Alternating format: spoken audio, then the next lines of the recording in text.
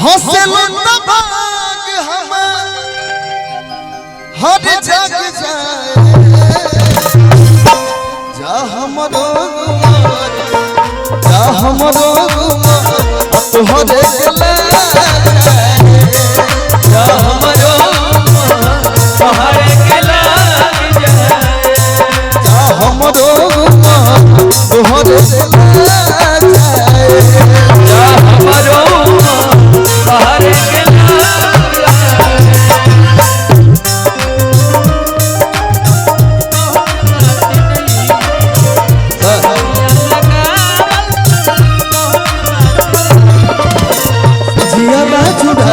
बहुत बात होला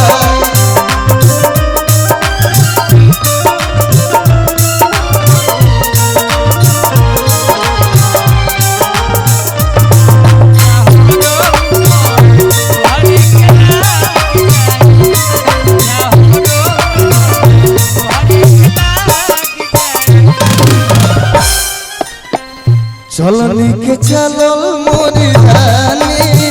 बनल रहो तोहर की जवानी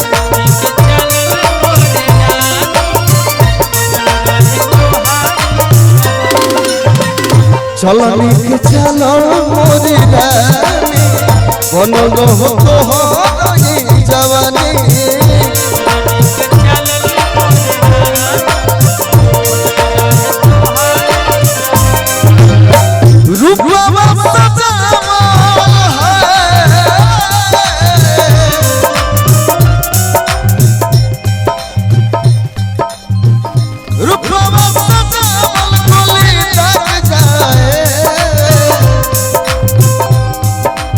जब YouTube से पैसा आवे लागेलू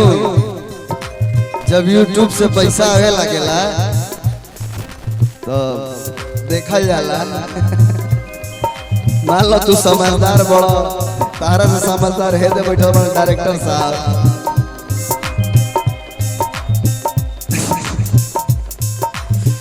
रूपवा सजावल कोली दाग जाए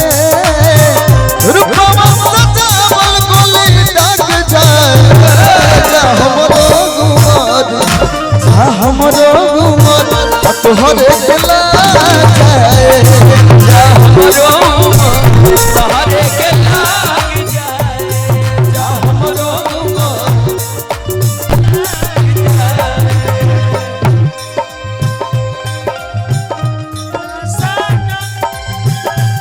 प्यार होता है दीवाना सनम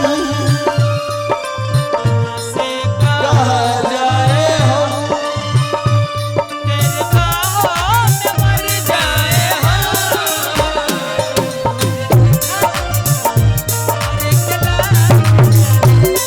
जा हमरो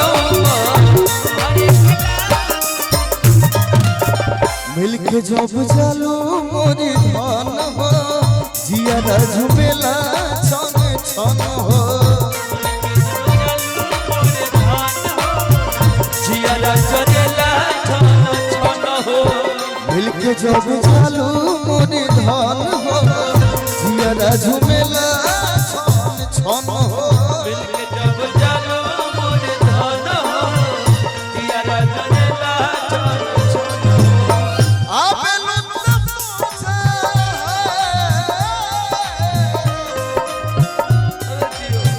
आबे लुत्ता पूछा दुख भाग जाए भाग जाए आबे लुत्ता पूछा दुख भाग जाए शेरा भाई अमित भाई धनंजय भाई भूपेश भैया मनी भैया सोनू बाबू अखिलेश भाई ये सभी लोग कलाकार हैं ये सभी लोग कलाकारों को प्यार देता है। एक बार मैं चाहूंगा कि MM फिल्म्स के जितने भी कलाकार हैं जितने भी सदस्य हैं जितने भी ऑनर हैं एक बार ताली बजा के सभी लोग आशीर्वाद दे दीजिएगा क्योंकि इस स्टूडियो से बड़ा अच्छा गाना हर कलाकारों का आया है और बड़ा अच्छा हुआ है। अरे केहू का बोली 2012 में हमारा गाना बाजल कि बेवफा तेरा चेहरा तेरी ओर खींच लाता है जोड़ा बा जब जब भुलाना चाहूं मैं जब जब भुलाना चाहूं मैं तो सामने आ जाता है। बड़ा कम समय में मुन्ना भैया ने इस गाने को रिकॉर्ड किया और बड़ा सोच के इसको रिकॉर्ड किया। मुझसे बोला मुन्ना भैया भूपेश भैया ने कि तुम इस गाने को गाओ, ये गाना मेरे दिल को टच कर रहा है, मतलब कहीं ना कहीं लोगों के दिल को टच करेगा। धनंजय भाई को भी हमने कई बार आपका बहुत बहुत थैंक यू, आपने मेरे गाने को प्यार दिया और बहुत बहुत थैंक यू। लेकिन वहीं पर आ जाए मैंने करो भैया जा हमरो